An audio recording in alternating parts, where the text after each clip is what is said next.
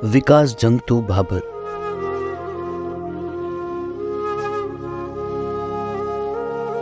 અનેક વિકાસના કામો થયા, પણ હજુ લોકોની કેટલીક માંગણીઓ વર્ષોથી નથી સંતોષાઈ.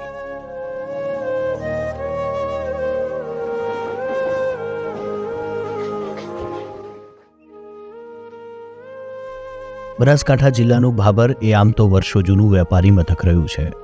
આ શહેર આજુબાજુના અંદાજિત 200થી વધુ ગામોના લોકો માટે ખરીદી તેમજ ધંધા માટેનું સ્થાન ધરાવે છે. ભાભર શહેરમાં વર્ષ 2006ની સાલથી નગરપાલિકાનું અસ્તિત્વ અમલમાં આવ્યું છે. નગરપાલિકા બનતા અહીં અનેક વિકાસના કાર્યો કરવામાં આવ્યા છે અને તેનો લાભ અહીંના લોકોને નસીબ થયો છે. પરંતુ હજુ છેવાડાના આ સરહદી શહેરમાં વિકાસની ઝંખના યથાવત છે અને તેની માટે સરકાર સમક્ષ માંગણી કરવામાં આવી રહી છે.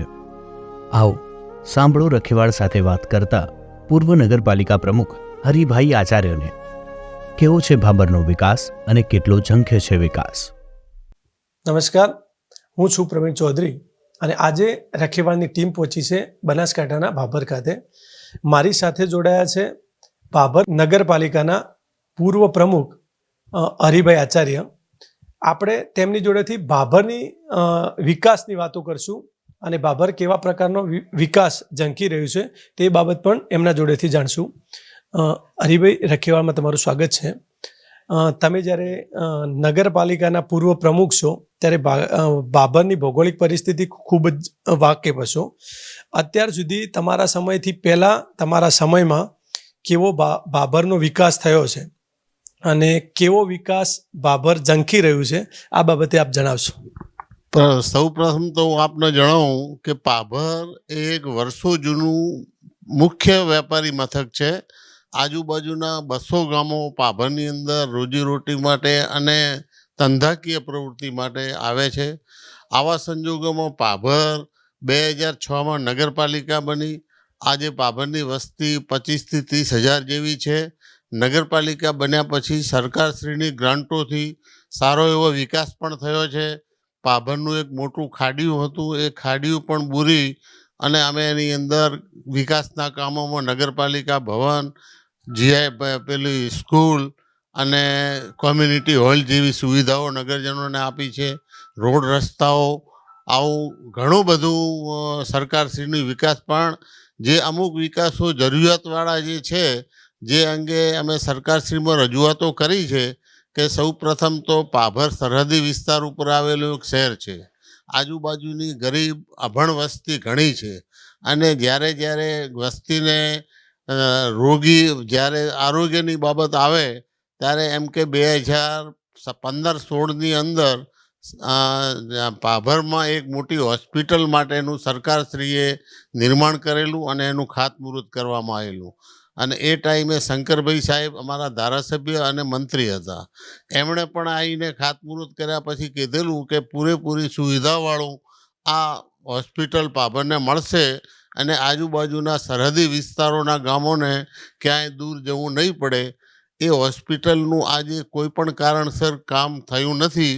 તો લોકોની ઝંખના છે કે સરકારશ્રીએ મંજૂર કરેલી હોસ્પિટલ કેમ થતી નથી. તો આ અંગે પણ અમારી રજૂઆતો ઘણી કરવામાં આવી છે.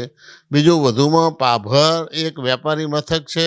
ભાભરથી ભુજથી એમ કે ડાયરેક્ટ ટ્રેનો બોમ્બેની મુન્દ્રા પેલી આપણે બોમ્બે પાસેના 2-3 સેન્ટરોની જે ટ્રેનો નીકળે છે એ ટ્રેનો ભાભર સ્ટોપેજ કરતી નથી. એ ભાભરમાં જૈનોનું અને વેપારીઓનું બોમ્બે સાથે અને અમદાવાદ સાથે અને રાજસ્થાન સાથે વેપારી સંકલન સંકળાયેલું છે.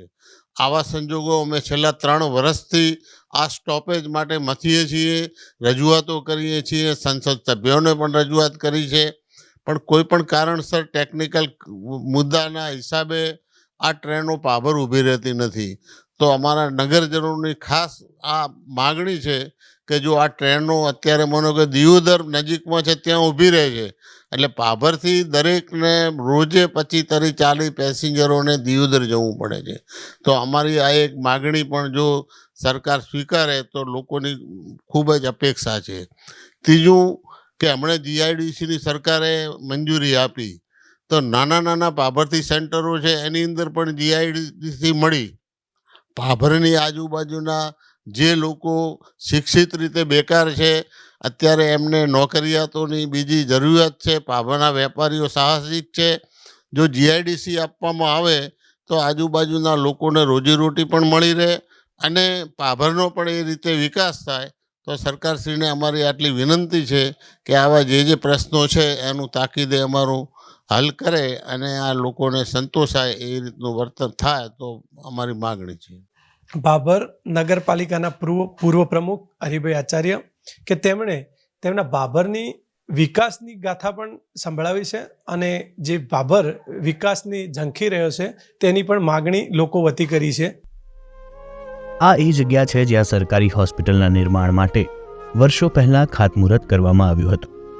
હાલમાં અહીં કોઈ હોસ્પિટલનું તો નિર્માણ નથી થયું, પરંતુ અહીં કોઈને કાંટા વાગે તેવા ગાંડા બાવળોનું ઝુંડ જરૂર ઊભેલું જોવા મળી રહ્યું છે.